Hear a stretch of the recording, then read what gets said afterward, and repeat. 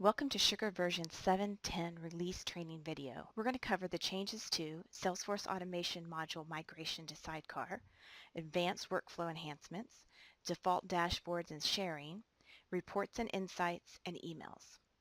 To begin, let's discuss the Salesforce Automation modules that are migrating to Sidecar. In version 7.8 of Sugar, we have opportunities, revenue line items, and product catalog, forecast, and time periods in Sidecar. Then in version 7.9, we introduce quotes, quoted line items, comments, and groups. And now in version 7.10, we complete the Salesforce Automation modules with tax rates, shipping providers, currency, manufacturers, contracts, and contract types. The benefits of the Contracts module and the 5 administrative modules being in Sidecar are that they have a modern Sugar look and feel. The user interface is consistent with all the other Sugar 7 Sidecar modules. Users have access to a standard Sidecar features like the intelligence pane, the dashboards and dashlets, inline editing from the list view, and editing records in the preview. And it's just easier to update and maintain in the future. Here's the new Contracts module list view and the record view. And here are the administrative modules locations on the administration homepage. Note that these modules are still in the same panel on the admin page as they were before. Next, let's talk about the change to advanced workflows. Besides some major performance improvements in advanced workflows, we've also updated the business rules and the email template in version 7.10. Business rules describe the operations, definitions, and constraints that apply to an organization in achieving its goals. The business rule engine helps handle key decisions and administration of those business policies.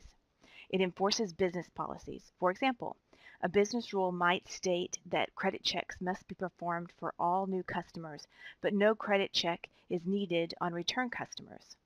It also can generate new data.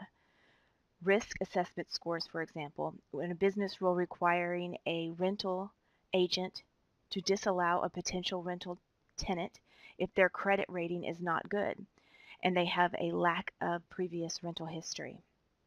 Also, it can make a decision. It applies a 10% discount, for example, if a customer is a return customer and has already spent over $500 this year.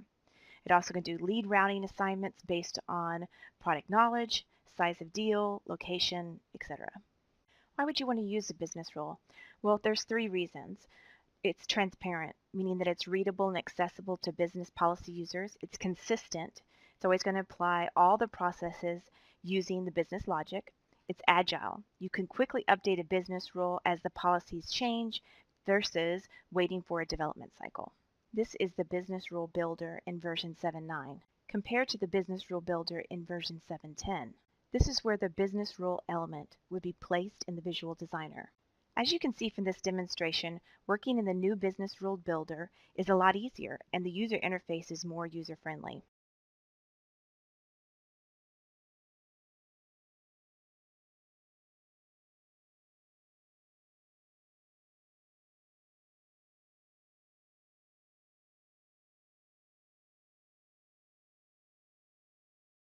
Another helpful feature in version 7.10 is that you can reorder 1 or more rows in your business rule. In the process email template, we added an email field selector in version 7.6, a record link selector in version 7.7, and now in version 7.10, an insert link icon. This link allows you to insert or edit a link to a web page, a hosted file, or another location on the web. Okay, let's discuss the default dashboards and sharing feature now. So by default, there are 30 dashlets provided out of the box by Sugar.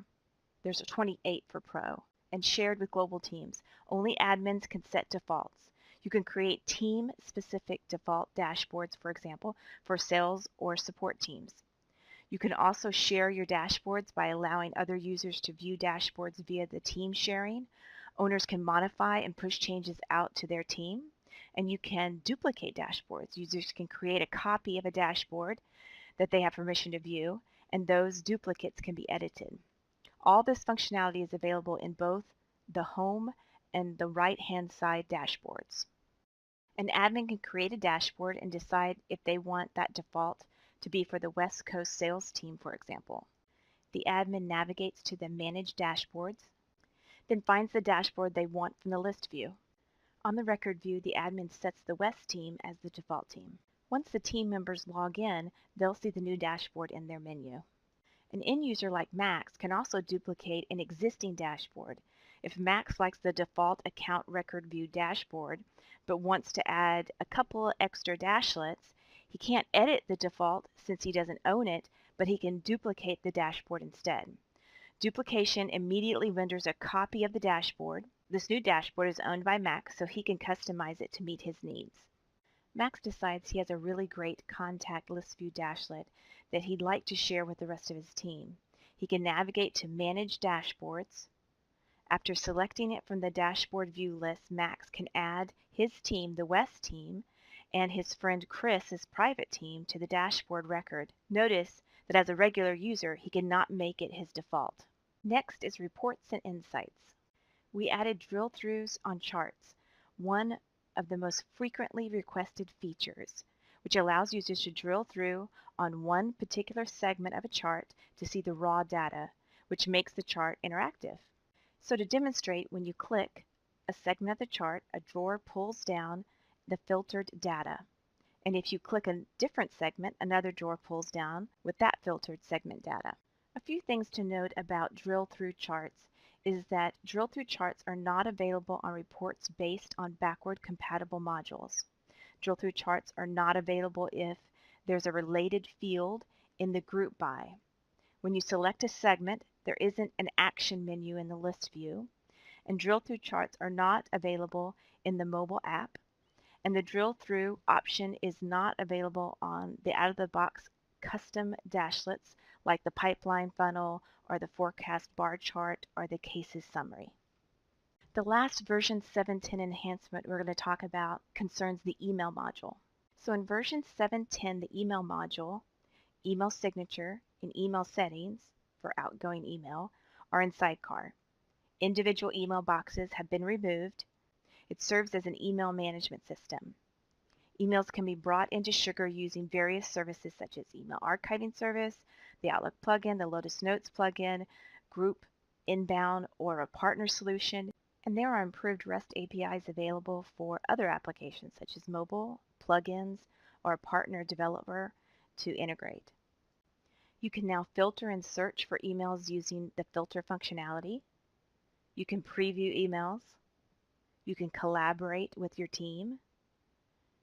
And each user can add a custom dashlet or report of interest. Currently, there are two statuses in version 7.10, draft and archived. We've provided several filters to quickly find emails, and you now have the ability to add inbound accounts as a column in your list view. On the email record, the access control list is respected to support team visibility. You can view and create relationships to other CRM records, and just like the list view, you can add custom dashlets with reports of interest on the record view's intelligence pane. Thanks for watching this video on the Sugar version 7.10 release.